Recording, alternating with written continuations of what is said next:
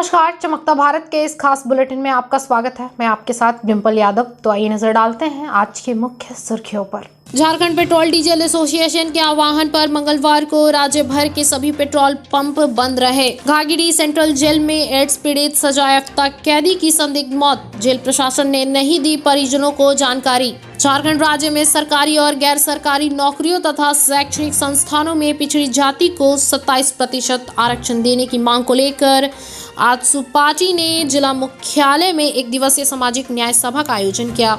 अब खबरें विस्तार से, आइए देखते हैं। झारखंड पेट्रोल डीजल एसोसिएशन के आह्वान पर मंगलवार को राज्य भर के सभी पेट्रोल पंप बंद रहे। बता दें, झारखंड पेट्रोल डीजल एसोसिएशन के आह्वान पर मंगलवार को राज्य भर के सभी पेट्रोल पंप बंद रहे।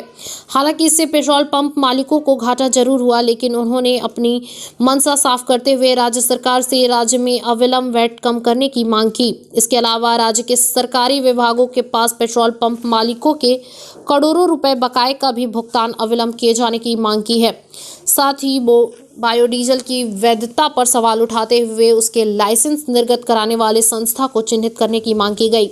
इस संबंध में जानकारी देते हुए झारखंड पेट्रोल डीजल एसोसिएशन के सचिव ने बताया कि यह बंदी काफी सफल रही। राज्य सरकार द्वारा वैट के दरों में कमी नहीं किए जाने से पेट्रोल पंप संचालकों को नुकसान हो रहा है। साथ ही राज्य में आने वाला राजस्व पड़ोसी जिलों में हस्तांतरित हो रहा है।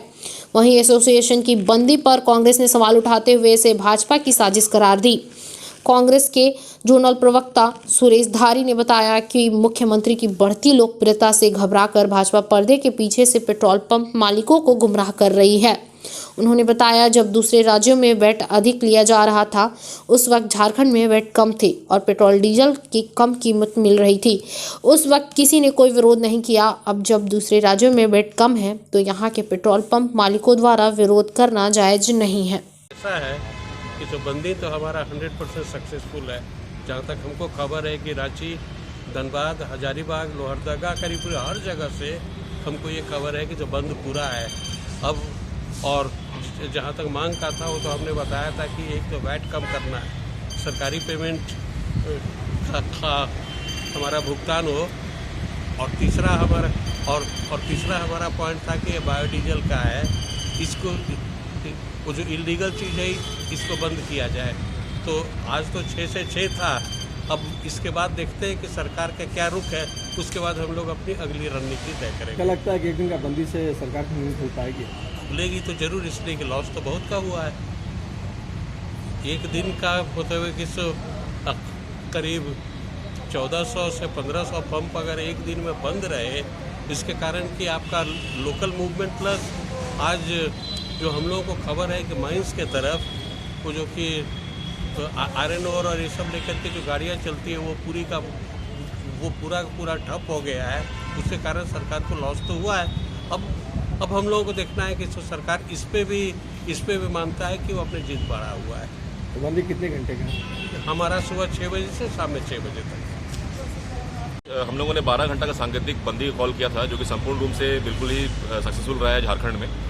और जो एसेंशियल सप्लाईज है, fire brigade, ambulance, law and order, इसको छोड़ के बाकी तेल की आपूर्ति नहीं की जा रही है। मांगे हमारे 3 मुख्य हैं। पहला मांग तो वैट को लेकर के है, जिसके वजह से हमारा स्टेट का सेल जो है दूसरे स्टेट में शिफ्ट हो जा रहा है, जैसे यूपी, बिहार, उड़ीसा, बंगाल।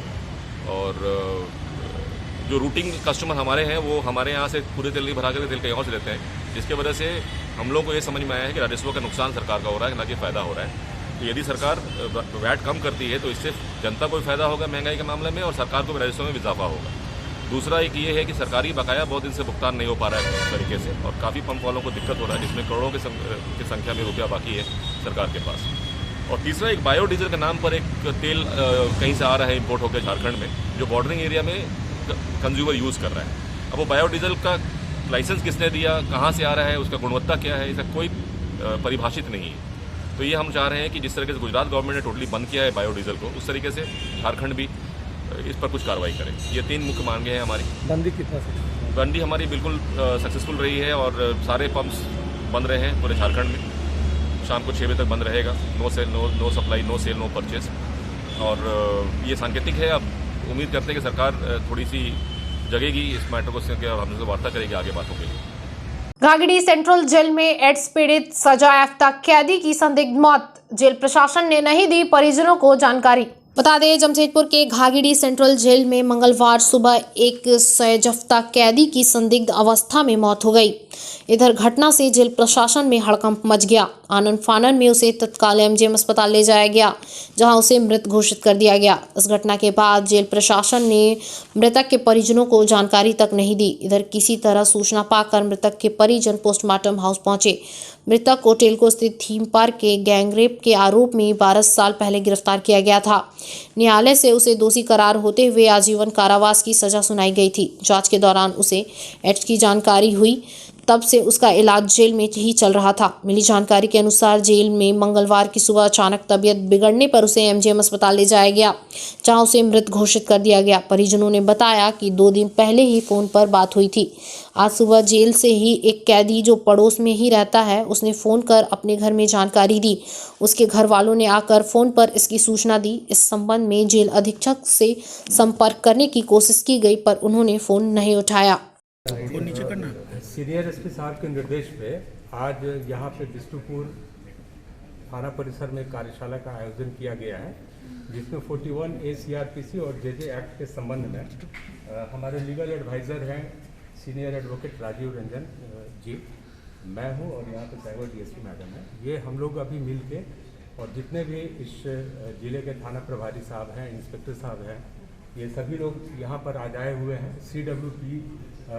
CWPO जो बाल कल्याण पुलिस पदाधिकारी होते हैं विभिन्न थानों पे, उनको भी बुलाया गया है और इन दोनों विषयों पर आज हम लोगों का जो है चर्चा होगा और इसको हम लोग किस प्रकार से जो है कि कानून के नॉर्म्स को हम लोग और अच्छे तरीके से पालन कर सकें, ताकि अपराधियों को अधिक से अधिक जो है कि सज़ा जो है कि दिलाएं हम लोग और आम लोगों को जो है कि कानून से लाभ हो।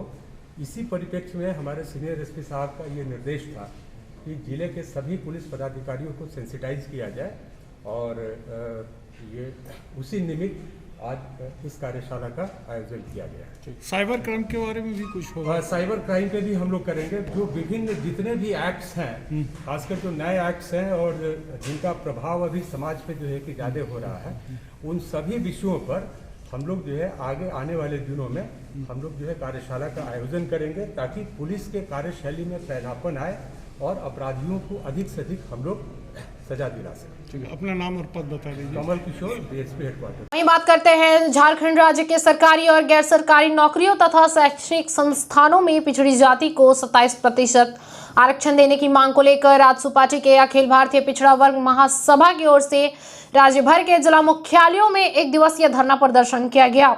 बता दें, झारखंड राज्य में सरकारी और गैर सरकारी नौकरियों तथा शैक्षणिक संस्थानों में पिछड़ी जाति को 27% आरक्षण देने की मांग को लेकर आज सुपार्टी के अखिल भारतीय पिछड़ा वर्ग महासभा की ओर से राज्य भर के जिला मुख्यालयों में 1 दिवसीय सामाजिक न्याय सभा एवं उपवास कार्यक्रम का आयोजन किया गया। इसके तहत जमशेदपुर के उपायुक्त कार्यालय के समक्ष आज सुपार्टी के जिला अध्यक्ष कन्हैया सिंह के नेतृत्व में सैकड़ों की संख्या में पार्टी के कार्यकर्ता सहित पूर्व विधायक रामचंद्र साहे इस कार्यक्रम में शामिल हो गए। उन्होंने कहा कि वर्तमान में पिछड़ी जातियां को 14% का आरक्षण दिया जा रहा है, जिसे बढ़ाकर 27% की जाए। इसके अलावा झारखंड राज्य के सरकारी गैर सरकारी नौकरियों तथा शैक्षणिक संस्थानों के में नामांकन में पिछड़ी जाति और राष्ट्रीय मानक एवं झारखंड पिछड़ा वर्ग आयोग के अनुशंसा के आधार पर आरक्षण सुनिश्चित की जाए। राज्य के जातिगत जनगणना सुनिश्चित की जाए। पिछड़ों के लिए भी आजीवन वैधता वाली जाति प्रमाण पत्र निर्गत की जाए और मनरेगा मजदूरी भुगतान में जाति आधारित भेदभाव को समाप्त किया जाए। पार्टी के पूर्व निर्धारित कार्यक्रम के अनुसार आज पूरे प्रदेश के 24 जिला मुख्यालय में ओबीसी समाज के हक और अधिकार को लेकर के सभी मुख्यालय में 1 दिवसीय सामाजिक न्याय सभा से उपवास का कार्यक्रम हो रहा और उसी का आज पूर्वी सिंहभूम जमशेदपुर उपायुक्त कार्यालय के सामने आज हम लोग 1 दिवसीय सामाजिक न्याय सभा से उपवास कार्यक्रम कर रहे हैं। इस कार्यक्रम में हमारी मांग है कि जातीय जनगणना हो, ओबीसी के लिए 27% आरक्षण की व्यवस्था हो और ओबीसी जाति के साथ जो जाति प्रमाण पत्र या मनरेगा मजदूरी में जो भेदभाव किया जाता है या अन्य जो मूलभूत जो समस्याएं झेलते हैं उसका अविलंब निराकरण किया जाए। और आज हम लोग उपायुक्त के माध्यम से राज्य के राज्यपाल तक एक मेमोरेंडम सौंपेंगे। चूँकि इस भारतवर्ष में ओबीसी जाति की आबादी आधे से ज़्यादा हैं, फिर भी ओबीसी जाति के साथ सामाजिक भेदभाव अन्याय जो हो रहा, इसके लिए आजसू पार्टी हर संभव इस संघर्ष इस लड़ाई को मुकाम तक पहुंचाने का प्रयास करेगी। झारखंड मुक्ति मोर्चा जमशेदपुर प्रखंड समिति द्वारा प्रखंड अंचल कार्यालय के वीडियो प्रवीण कुमार को ज्ञापन सौंपा गया। बता दें, जमशेदपुर परशुड़ी थाना अंतर्गत प्रखंड अंचल कार्यालय पर झारखंड मुक्ति मोर्चा जमशेदपुर प्रखंड समिति के नेतृत्व पर प्रखंड अंचल कार्यालय के वीडियो प्रवीण कुमार को ज्ञापन सौंपा गया, जहां वीडियो प्रवीण कुमार की अनुपस्थिति पर ज्ञापन वीडियो के सलाहकार को सौंपा गया, जहां ज्ञापन के माध्यम से बताया कि जमशेदपुर प्रखंड के 55 पंचायतों में अलावा जलाने की व्यवस्था की जाए, जहां निम्न स्थानों को चिन्हित किया गया है। इसकी सारी जानकारी झामुमो के प्रखंड अध्यक्ष बहादुर किस्कू ने दिया। मौके पर उपस्थित पलटन मुर्मू, मनोज नाहा, पप्पू उपाध्याय, निमाई हेम्ब्रम, दीपक लाल, सुमित महतो, राहुल प्रजापति, अनिल मुंडा, विक्रम सरदार, पिंटू तिर्की, छोटे माझी, कमलेश्वर माझी, सोनाराम मुर्मू, तरुण सरदार, कार्तिक गोप, गणेश महतो आदि लोग उपस्थित थे। झारखंड मुक्ति मोर्चा जमशेदपुर प्रखंड कमेटी के नवनिर्वाचित प्रखंड कमेटी के पदाधिकारी बहादुर किस्कू अध्यक्ष, सचिव पलटन मुर्मू, कोषाध्यक्ष मनोज नाहा और मनोनीत उपाध्यक्ष पप्पू उपाध्याय, जगता सोरेन के अगुवाई में आज जमशेदपुर प्रखंड कार्यालय अंचल कार्यालय से प्रखंड विकास पदाधिकारी से विगत दिनों से जो शीतलहर चल रही है और ये शीतलहर से काफ़ी लोगों को ठंड महसूस हो रही है और ठंड से ज़्यादा जो आशा है गरीब लोग जो चौक चौराहे पर जिनके पास छत नहीं है, सोने को घर नहीं है, वैसे लोगों को काफ़ी ठंड का महसूस हो रही है और उसको ठंड से बचने के लिए विगत दिन हम लोगों ने झारखंड सरकार के द्वारा से हम लोगों को कंबल भी वितरण दिए हैं और इस तरह का जो काफ़ी लहर चल रहा है, इस लहर से उन लोग को बचाव के लिए हम लोग आज वीडियो और सीओ साहब के अनुपस्थित में उनके कार्यालय के बड़ा बाबू से मुलाकात किए और उनसे हम लोग कहा कि आज शाम से ही जहाँ जहाँ चौक चौराहा है, जहाँ जहाँ क्लब है, जहाँ जहाँ सामूहिक स्थल है, वैसे जगह पर लकड़ी का व्यवस्था किया जाए ताकि वहाँ अलाव जला के लोगों को रात के समय जो जिस तरह का ठंड लग रहा है या सुबह के समय वो ठंड से उन लोग को बचाव हो सके। इसी को लेकर आज हम लोगों ने मुलाकात किए और यहाँ के बड़ा बाबू ने सकारात्मक हम लोग को आश्वासन दिया कि शाम संध्या 6 बजे से लकड़ी का जलाव या अलाव का जलाव को हम लोग शुरुआत कर देंगे। आदित्यपुर के दिंदरी स्थित न्यू कॉलोनी मध्य विद्यालय में अभिभावक शिक्षक मिलन समारोह का आयोजन किया गया। बता दें, आदित्यपुर के दिंदली स्थित न्यू कॉलोनी मध्य विद्यालय में अभिभावक शिक्षक मिलन समारोह का आयोजन किया गया, जिसमें करीब 300 अभिभावकों ने शिरकत करते हुए विद्यालय के रखरखाव और संचालन से संबंधित सुझावों का आदान प्रदान किया। इस दौरान अगले 10 वर्षों के लिए विद्यालय संचालन की रणनीति पर विद्यालय प्रबंधन और अभिभावकों ने चर्चा की। जानकारी देते हुए विद्यालय के प्राचार्य संध्या प्रधान ने बताया कि काफी सौहार्दपूर्ण माहौल में बैठक का आयोजन किया गया। इसमें स्कूल के रखरखाव और साफ सफाई को लेकर अभिभावकों ने महत्वपूर्ण सुझाव दिए। इसके अलावा विद्यालय में छात्रों की उपस्थिति और नामांकन को लेकर भी विचार विमर्श किए गए। उन्होंने इसे एक अच्छी पहल बताया और ऐसे योजनाओं को छात्राओं एवं अभिभावकों के हित में बताया।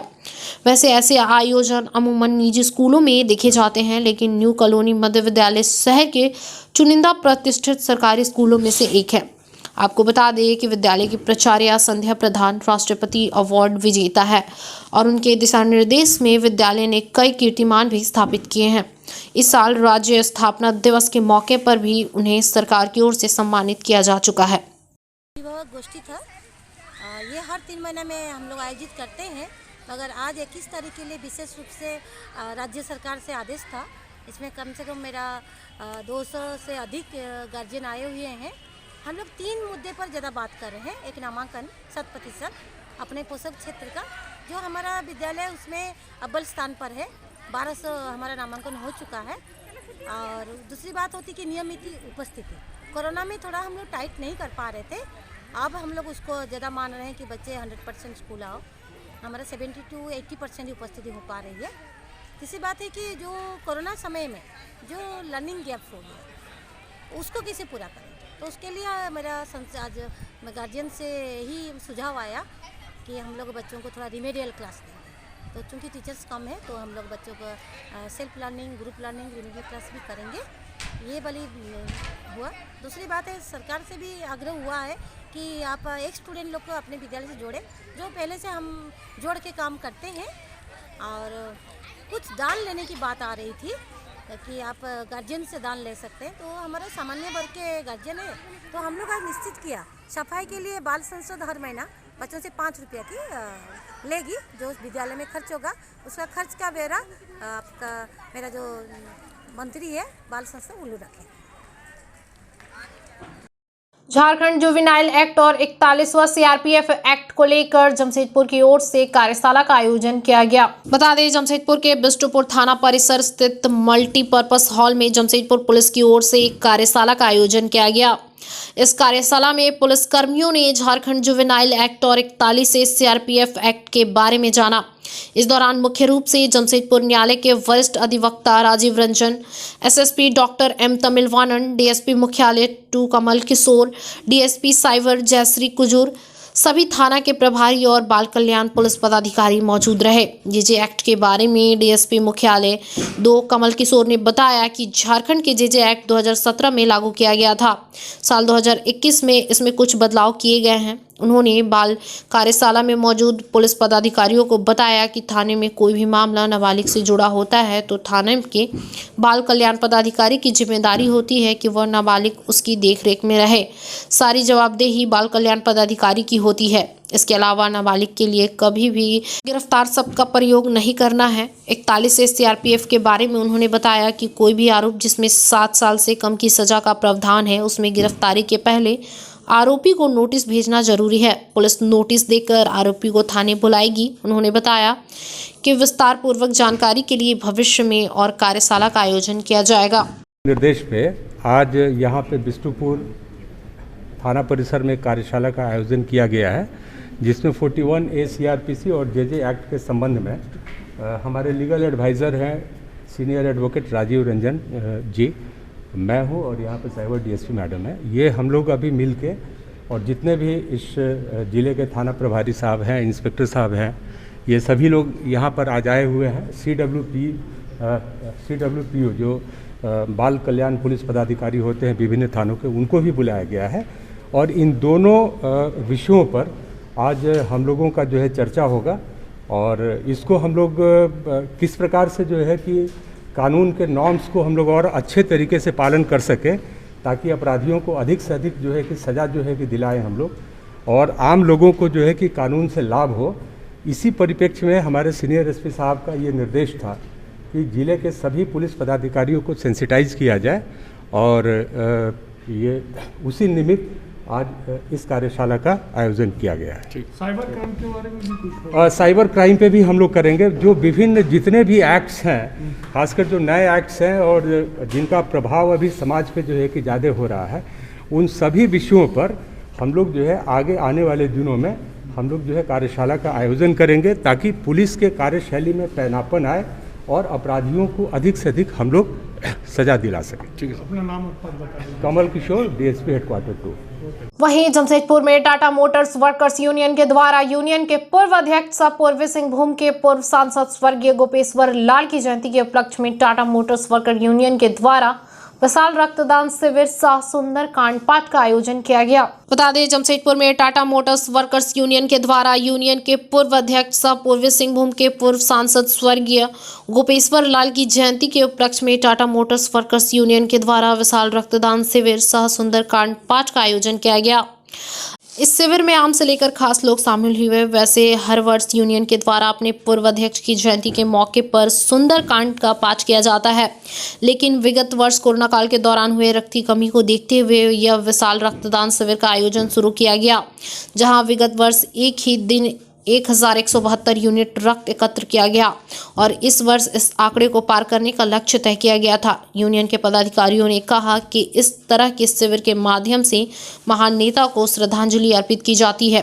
साथ ही सुंदरकांड पाठ का आयोजन कर सभी भगवान से देश और दुनिया से कोरोना को दूर करने का आशीष मांग रहे हैं। आयोजन में विधायक अनूप सिंह समेत कई वरिष्ठ नेतागण शामिल थे। हम लोग स्टार्ट किए थे जिस समय कोरोना काल में ब्लड का बहुत तेजी चल रहा था पूरे देश में। उस समय हम लोग इसको स्टार्ट किए थे कि पिछला साल 1172 बोतल डोनेशन हुआ था। ये डोनेशन हम लोग स्वर्गीय गोपेश्वर बाबू के जयंती के अवसर पर पिछला साल से हम लोग स्टार्ट किए थे और इस बार का जो लोगों में उत्साह है उसको देख करके लगता है कि पिछले साल से डबल डोनेशन होगा। और जमशेदपुर में टाटा मोटर्स में आप लोगों को बता दें कि इस बार हम लोग को पूरे कारपोरेट जगत में हम लोग को पुरस्कृत किया गया है फर्स्ट आने के लिए। और टाटा मोटर्स हमेशा हमको लगता है कि लगातार 10-12 बरस से ब्लड डोनेशन के मामले में कारपोरेट जगत में एक नंबर है। ये पाठ हो रहा है स्वर्गीय गोपेश्वर जी के जयंती के उपलक्ष्य में। ये बहुत सालों से हम लोग करते आ रहे हैं, लेकिन ब्लड डोनेशन पिछला साल से हम लोग स्टार्ट किए। पाठ कराया जा रहा है। ये अभी 12:30 में स्टार्ट हुआ है, लगभग 4-4:30 तक ये चलेगा। और ये पूरे मजदूरों के लिए, नगर के लिए और सारे देश के लिए सुख शांति के लिए है कि आने वाले लोगों का भविष्य मंगलमय हो और जो कोरोना और इस तरह की बीमारियां उससे सबको निजात मिले और सारे लोग खुशहाल रहें। इसी को मद्देनजर रखते हुए सुंदरकांड का पाठ कराया जाएगा। और मैं समझता हूँ कि टेल्को ना सिर्फ झारखंड के काम कर रहा है बल्कि एक मेडिकल लाइफ लाइन को आगे बढ़ाने के लिए सपोर्ट के बेसिस पे जैसे टेल्को मैनेजमेंट और टेल्को वर्कर्स और टेल्को यूनियन ये तीनों मिलकर जिस तरीके से अपना योगदान दे रहे हैं, मैं समझता हूँ कि और सब उद्योग घराने को टेल्को से सीख लेना चाहिए। और गोपेश्वर जी के इस महान दिवस पर जिन्होंने टेल्को को इतना सींचा है उनके सम्मान में ये रक्तदान शिविर आयोजित किया गया है। मैं समझता हूँ कि अभी तक 1400 का रजिस्ट्रेशन हो चुका है। झारखंड के लिए बहुत बड़ी प्रेरणा है और निश्चित तौर पर झारखंड सरकार और एक विधायक होने के नाते, सत्तारूढ़ दल का विधायक होने के नाते मैं टेल्को मैनेजमेंट को और टेल्को वर्कर्स यूनियन को बहुत बहुत बधाई देता हूँ। IDTR करेगा सैमसंग टेक्निकल स्कूल को पुनर्जीवित। SC/ST छात्रों को निःशुल्क ट्रेनिंग देकर बनाएगा सीनियर इंजीनियर। 2018 से पड़ा था बंद। बता दें, आदित्यपुर औद्योगिक क्षेत्र स्थित इंडो डेनिस टूल रूम की इकाई 2018 को बंद सैमसंग टेक्निकल स्कूल को पुनर्जीवित करेगा। स्कूल की नींव 2014 में SSMI मंत्रालय के सहयोग से 2 करोड़ की लागत से रखी गई थी, लेकिन 3 साल चलने के बाद स्कूल बंद हो गया था। इस स्कूल में 3 से 4 माह की ट्रेनिंग सभी प्रकार के इलेक्ट्रॉनिक्स कोर्स कराए जाते हैं, जिसमें इंटरमीडिएट या ITI व BTech पास छात्राओं को ट्रेनिंग मिलेगी। SC/ST छात्रों को निःशुल्क व सामान्य व OBC छात्रों को 15 से 20 हज़ार की फीस लेकर छात्रों को ट्रेनिंग मिलेगी। सामान्य व OBC छात्रों के लिए टाटा मोटर्स के द्वारा फ्री का 50% फी से सब्सिडी भी दी जाएगी। यह जानकारी संस्था के सीनियर मैनेजर आशुतोष कुमार ने प्रेस वार्ता कर दी। इस कोर्स का नोडल अधिकारी प्रोडक्शन इंजीनियर सुमित सिंह को बनाया गया। उनकी टीम में प्लेसमेंट अधिकारी पंकज कुमार, जितेंद्र कुमार, संगीता कुमारी व वसंत कुमार को बनाया गया। इस कोर्स का पहला बैच 15 से 20 जनवरी को शुरू होगा।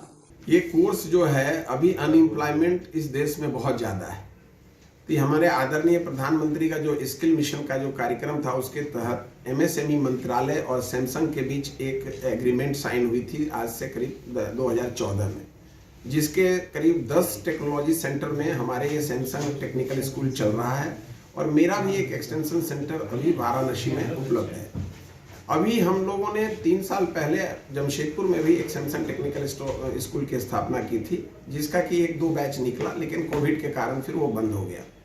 पुनः इस पर हम लोग कार्य कर रहे हैं। एक नोडल ऑफिसर्स को नॉमिनेट किया है, वो इसमें एग्रेसिवली काम कर रहा है और हमारे गाइडेंस में, और हम उम्मीद करते हैं कि ये 20 तारीख तक हमारा तीनों ब्रांच में, जिसमें कि HHP है, राचा है और AV है, जिसमें ये तीनों ब्रांचों में बच्चों को SC/ST बच्चों को निःशुल्क ट्रेनिंग दिया जाएगा, जो कि 3 महीने का कोर्स है और 4 महीने का कोर्स है। रहने की भी बच्चों की व्यवस्था अगर दिक्कत होगी तो मैं उसी के बगल में बैचलर एकोमोडेशन उपलब्ध है, उसको हम लोग मिनिमम रेट पे बच्चों को देंगे और वहाँ पे रह करके बच्चे बाहर खाना खाएं और अपना हमारे यहाँ 3-4 महीने में पढ़ाई करके ये अपना एक जॉब भी प्राप्त कर सकते हैं या एक एंटरप्रेन्योर भी बन सकते हैं, क्योंकि ये एशिया का सबसे बड़ा industrial belt Adityapur industrial area रहा है।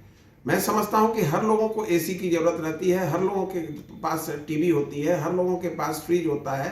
तो इस तरह से जो हमारे ITI और इंजीनियर बच्चे बैठे हुए हैं वो इसका पूरा लाभ उठा सकते हैं। और मैं बड़ी कोशिश, बड़ी ईमानदारी से कोशिश करूँगा कि बच्चों को सही रूप से ट्रेनिंग मिले और बच्चों को एक दिशा मिले, ताकि हमारे देश का भविष्य उज्जवल हो, हमारे झारखंड का भविष्य उज्जवल हो और हमारे इंडोडेनिस का जो एक ब्रांड इमेज है, श्री आनंद दयाल जी की अध्यक्षता में जो काम चल रहा है, मैं कोशिश करूंगा कि इसको आगे बढ़ाऊं और एक संस्थान का जो पूर्व में इमेज था उसे वापस लाऊं और इसे सही रूप देने का प्रयास करूं। बारूहातू पंचायत में आपकी सरकार, आपके अधिकार, आपके द्वार कार्यक्रम में लोगों को दी गई योजनाओं की जानकारी। बता दें कुचाई के बारूहातू पंचायत में मंगलवार को आपके अधिकार, आपकी सरकार, आपके द्वार कार्यक्रम का आयोजन किया गया। कार्यक्रम में विभिन्न विभागों द्वारा स्टॉल लगाकर लोगों को योजनाओं की जानकारी दी गई। इसमें पूर्व कार्यक्रम का उद्घाटन प्रखंड प्रमुख करम सिंह मुंडा, वीडियो सुजाता कुजूर, जीप सदस्य झिंगी हेम्ब्रम, झामुमो प्रखंड अध्यक्ष धर्मेंद्र सिंह मुंडा, मुखिया मान सिंह मुंडा ने दीप प्रज्वलित कर किया। वहीं वृद्ध पेंशन के लिए लाभुकों ने कई आवेदन दिए, जबकि 4 लाभुकों का पेंशन के लिए स्वीकृति पत्र दिया गया। साथ ही स्वास्थ्य विभाग की ओर से कैंप लगाकर लोगों को वैक्सीन भी दी गई। मौके पर एमओ शंकर साव, उप मुखिया अहिला मुंडा, बीपीएम रामेश्वर, बीपीएम रमेश द्विवेदी समेत काफी संख्या में गांव के ग्रामीण उपस्थित थे। देखिए, आज हमारा बारूहातू पंचायत में द्वितीय चरण का जो आपके अधिकार, आपकी सरकार, आपके द्वार कार्यक्रम हुआ। ये कार्यक्रम में बहुत सारे लोग जो लाभ लेना चाह रहे हैं वो लोग पहुँचे हुए थे। जैसे वृद्धा पेंशन की बात हो, चाहे हमारा प्रधानमंत्री आवास की बात हो, चाहे पशुधन के रूप में बकरी पालन, गाय पालन, सुकर पालन, इस तरह का जो स्टॉल लगी थी उस स्टॉल में बहुत सारे लाभुक लोग आज पहुँचे हुए थे। अच्छा, इसमें क्या क्या हुआ? देखिए, आज का कार्यक्रम में हमारे मुख्य अतिथि के रूप में हमारी वीडियो मैडम थी और उनके हाथों से आज 4 वृद्धा पेंशन का ऑन द स्पॉट किया गया और बहुत सारे ऐसे जॉब कार्ड का भी वितरण किया गया। अच्छा, आपका शुभ नाम? हाँ, मेरा नाम मान सिंह मुंडा, वर्तमान बारूहातू ग्राम पंचायत के पंचायत प्रधान होगा। राशन कार्ड में जितना नाम जोड़ने के लिए पिछले बार आया था उसका काम प्राय एमओ साहब बता रहे हैं कि जुड़ चुका है नाम, और हम लोग राशन पे स्वीकृत कर चुके हैं, पेंशन स्वीकृत कर चुके हैं और उसी के तरह और भी विभाग के जितने भी कार्य हैं इस सबको हम लोग प्राय उसका हम लोग निष्पादन कर चुके हैं।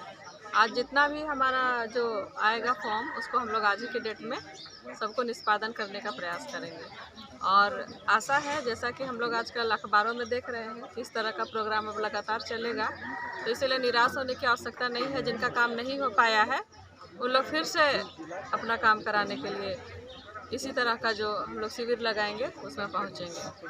आशा है हमारा यह प्रोग्राम काफ़ी आगे भी सफल रहेगा।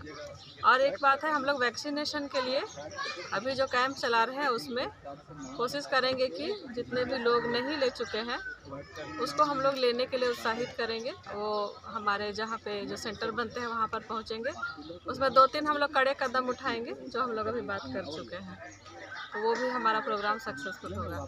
Thank you. जमशेदपुर में इस बार कोरोना प्रोटोकॉल के तहत मनाया जाएगा क्रिसमस। बता दें, जमशेदपुर में इस बार क्रिसमस को कोरोना प्रोटोकॉल के तहत मनाया जाएगा। तमाम गिरजाघरों के पादरी के द्वारा 24 दिसंबर की रात में होने वाले प्रार्थना को स्थगित कर उसके समय में बदलाव करते हुए संध्या 7 बजे ही प्रार्थना सभा आयोजित की जाएगी। साथ ही यहां सीमित संख्या में ही श्रद्धालुओं को शामिल होने की इजाज़त मिलेगी। वैसे क्रिसमस का पर्व अब करीब आ चुका है और तमाम चर्चों में इसको लेकर तैयारियां शुरू हो चुकी है। चर्चों में रंग रोगन का कार्य चल रहा है। गुलमूर स्थित सेंट जोसेफ चर्च के पादरी बताते हैं कि कोरोना प्रोटोकॉल के तहत ही सभी चर्चों में कार्यक्रम आयोजित होंगे। भीड़ की स्थिति कहीं भी ना बने, इसके लिए सीमित संख्या में ही श्रद्धालुओं को एंट्री मिलेगी।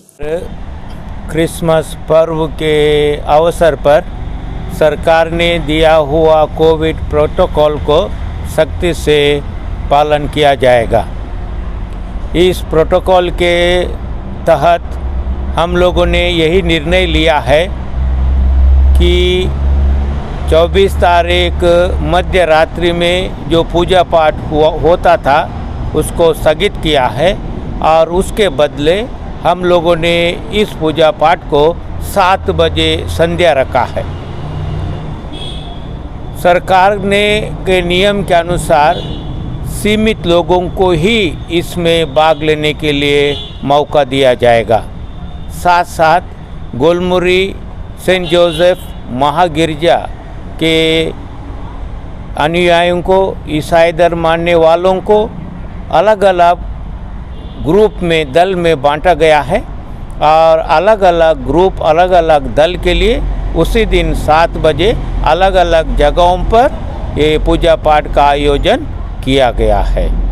किस तरह की तैयारी चल रही है सर?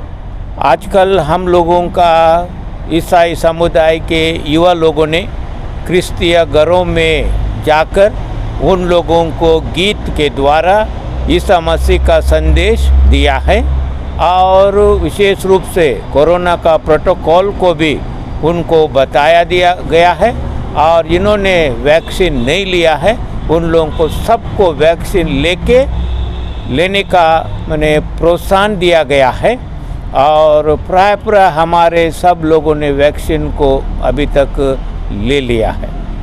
सर अपना मेरा नाम है फादर एडविन कोयलो। मैं सेंट जोसेफ महागिरजा का पल्ली पुरोहित हूँ।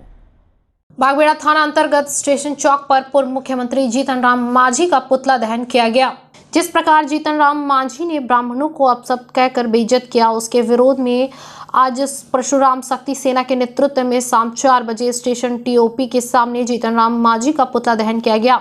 वहीं ब्राह्मण समाज के लोगों ने कहा कि सभी ब्राह्मण भाइयों से निवेदन है कि एकजुट हो जाएं। अलग अलग रहेंगे तो आज जीतन तो कल कोई और, परसों कोई और ब्राह्मण को टारगेट करता ही रहेगा, क्योंकि सबको पता है कि ब्राह्मण से ज़्यादा समझदार कोई नहीं, लेकिन वे एकजुट नहीं होते। कारण यह है कि हम सभी बहुत बुद्धिमान हैं और इसका फ़ायदा जीतन जैसे मुसहर लोग फ़ायदा उठाते हैं। आज समय है अपने ब्राह्मण समाज की शक्ति को दर्शाने का। जीतन का ऐसा विरोध होना चाहिए कि उसे माफ़ी मांगने पर मजबूर होना पड़े। उसकी हालत देखकर दूसरा कभी ब्राह्मण के खिलाफ बोलने से पहले 1000 बार सोचे। समाज और ब्राह्मण धर्म की रक्षा के लिए जब आपका धर्म ही नहीं बचेगा तो किस इज्जत और सम्मान के साथ काम कीजिएगा। ब्राह्मण हमेशा से इज्जत और सम्मान का आदी रहा है समाज के, लेकिन उस पर दूसरे लोग आघात करते हैं। अब समय है अपने धर्म की रक्षा करें। इसकी सारी जानकारी अभिषेक पांडे ने दिया। मौके पर उपस्थित शक्ति सेना के सभी गणमान्य लोग मौजूद रहे। जिस प्रकार से ब्राह्मणों के खिलाफ अपमानजनक टिप्पणी किया है उसको लेकर ब्राह्मण समाज काफी मर्माहत है और पुजारियों के संबंध में उनका कहना है कि पुजारी लोग पूजा कराते हैं और मुसहर के यहाँ भोजन नहीं करते हैं। 10 जगह पंडित जी पूजा कराएंगे तो 10 जगह भोजन कर देंगे तो पंडित जी का खर्चा कैसे चलेगा। ये सब को मांग को लेकर के हम लोग जो ब्राह्मण समाज का अपमान जो किए हैं मांझी बाबू, बिहार के पूर्व मुख्यमंत्री जीतन राम मांझी, उसका हम लोग पुतला दहन किए हैं और अविलंब उनसे माफ़ी का मांग करते हैं कि ब्राह्मण समाज से माफ़ी मांगे, नहीं तो जीतन राम मांझी का किसी भी धार्मिक कार्यक्रम, शादी ब्याह, मरनी जीनी में ब्राह्मण समाज को बहिष्कार करना चाहिए। जय श्री परशुराम। आपका परिचय क्या हुआ? अभिषेक पांडे, अध्यक्ष श्री परशुराम शक्ति सेना। झारखंड मुक्ति मोर्चा जमशेदपुर प्रखंड समिति की ओर से संगठन सचिव दुबराज नाग एवं केंद्रीय सदस्य टीटू शर्मा को किया गया सम्मानित।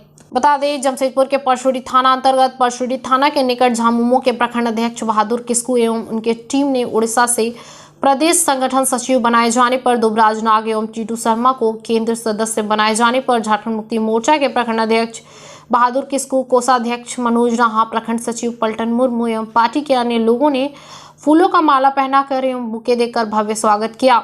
वहीं संगठन सचिव दुबराज नाग ने बताया कि पार्टी ने हमें सम्मान देने का कार्य किया है और मैं अपनी कार्यशैली से जनता के बीच खरा उतरूंगा। अब जनता की समस्या को अपनी समस्या समझते हुए उसे जल्द दूर करने का प्रयास करूंगा।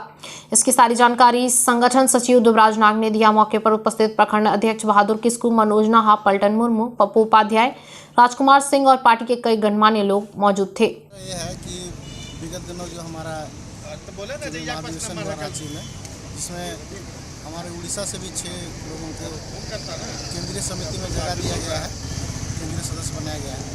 और चूँकि हम लोग जमशेदपुर से ही बिलोंग करते हैं और अभी राजनीति उड़ीसा में हो रही है, इसलिए जमशेदपुर प्रखंड द्वारा हमारा यहाँ रंडी में भव्य स्वागत किया गया। इसके लिए जमशेदपुर प्रखंड के तमाम पदाधिकारी एवं कार्यकर्ताओं को हमारी ओर से बहुत बहुत धन्यवाद। जनता के प्रति तो हम लोग 365 दिन 24 घंटा हम लोग लगे रहते हैं सेवा के लिए।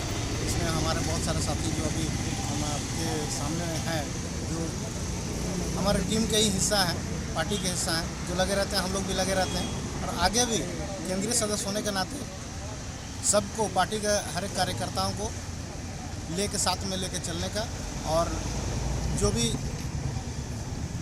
भी हमारे वोटर्स हैं, जो भी कार्यकर्ता हैं, जो भी जनता है, उनको हम लोग कैसे अधिक से अधिक सरकार के द्वारा दी जा रही लाभ को पहुंचा सके, अपने तरफ से जो भी फ़ायदा पहुंचा सके, ये हम लोग कोशिश करेंगे। सर आप अपना परिचय बताइए। मेरा नाम दुबराज नाग हुआ और मैं उड़ीसा से प्रदेश संगठन सचिव हूँ।